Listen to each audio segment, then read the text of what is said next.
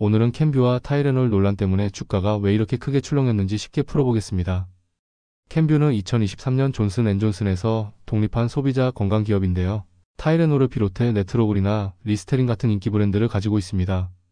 그런데 최근 트럼프 행정부가 임신 중 타이레놀 복용과 자폐 위험을 연결할 수 있다는 입장을 검토 중이라는 보도가 나오면서 파장이 커졌습니다.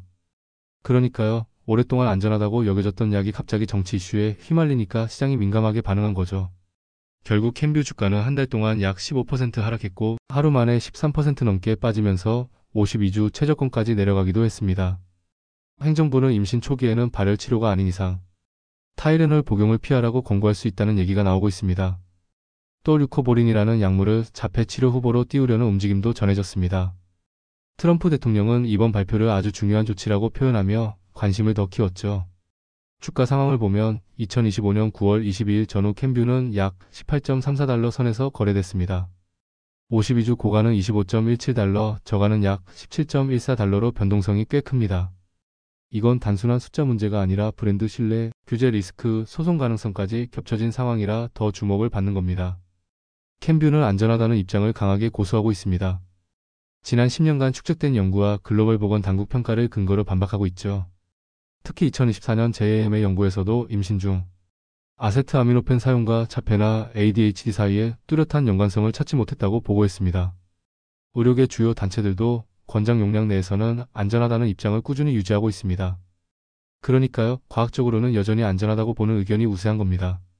하지만 정치적 메시지 하나가 소비자 행동과 소송 리스크를 키울 수 있다는 점은 무시할 수 없습니다. 캔뷰는 2024년 매출이 약 15.5빌리언 달러였고 그중 절반은 북미 외 시장에서 나왔습니다. 실적은 인플레이션과 소비 둔화 때문에 다소 약했지만 그래도 글로벌 브랜드 파워는 여전히 강합니다. 월스트리트의 평가를 보면 최근 3개월간 애널리스트 13명 중 4명은 매수, 9명은 보유 의견을 냈습니다. 평균 목표 주가는 22.68달러로 현재 주가 대비 약 23% 상승 여력이 있다고 보는 겁니다. 쉽게 말해 단기 충격은 있지만 시간이 지나면 반등 여지도 크다는 해석이죠. 투자자 관점은 나뉩니다. 보수적인 투자자는 발표 전까지 관망하거나 보유 쪽에 무게를 두고 있고 공격적인 투자자는 이번 하락을 매수 기회로 보고 있습니다.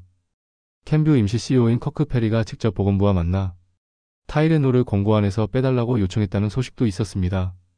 이건 회사가 브랜드 보호를 위해 상당히 적극적으로 대응하고 있다는 신호로 볼 수 있습니다. 법적 리스크 측면에서는 과거 비슷한 소송이 기각된 사례도 있어서 지나친 걱정은 피할 수 있다는 의견이 있고요. 반대로 만약 행정부가 실제로 권고안을 내놓고 소비자 불안이 커지면 매출에 직격탄이 될 수 있다는 시각도 있습니다. 특히 타이레놀 판매가 줄면 다른 브랜드에도 파급 효과가 생길 수 있죠. 정리해보면 투자자가 지켜볼 포인트는 3가지입니다. 첫째, 행정부 발표 내용이 실제로 어떻게 나올지. 둘째, 소비자 반응이 얼마나 빨리 확산될지.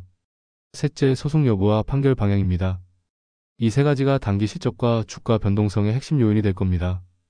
결론적으로 캔뷰는 지금 단기 뉴스 모멘텀 때문에 흔들리고 있지만 브랜드 파워와 재무 기초는 여전히 튼튼합니다. 그래서 단기 전략은 관망이나 분할 매수, 투자 의견은 보유 쪽이 현실적으로 보입니다. 쉽게 말해 소음은 크지만 장기적으로 보면 기회가 될 수도 있다는 겁니다. 당신의 생각을 댓글로 남겨주세요. 이 영상이 유익했다면 좋아요와 구독 부탁드립니다. 빠른 정보는 아래 텔레그램 채널에서 확인하세요.